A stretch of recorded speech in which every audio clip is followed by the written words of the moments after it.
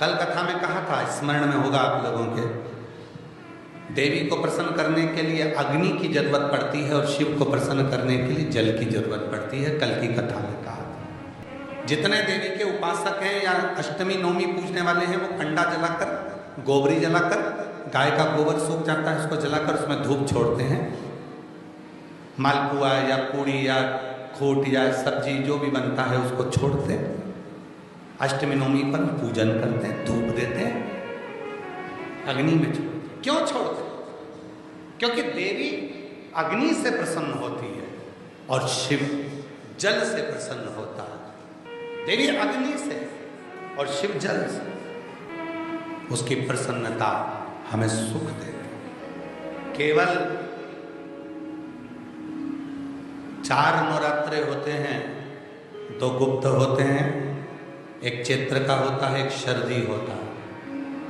केवल 4 नवरात्रे ऐसे होते हैं जिन नवरात्रे में शिव जी के मंदिर में अगर दीपक भी लगाया जाता है तो लंबी बत्ती का लगाया जाता है। बाकी के समय में शिव के मंदिर में गोल बत्ती का दीपक लगता है। क्यों? कहते हैं 64 योगनियां। आपको पहले भी कहा था, आज फिर अच्छे से समझ लीजिए।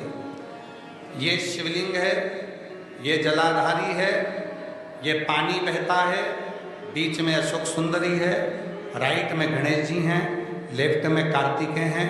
शिवलिंग के ऊपर जो जल टपकता रहता है वो शिव जी की 5 लड़कियां, जया, विषहरा, शामलीवारी, दौतली, देव है।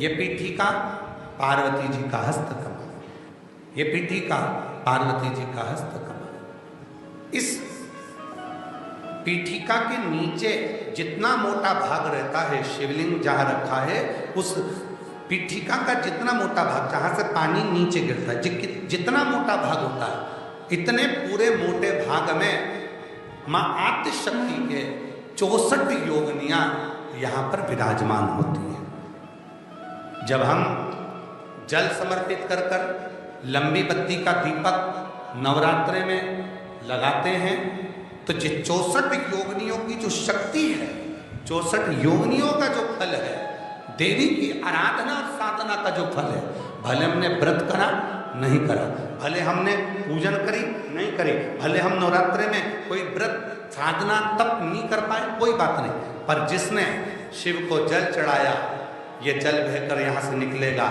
वहीं पर सम्मुख में शिव के लंबी बत्ती का घी का यदि दीपक लगाया, और कितना दीपक कैसा?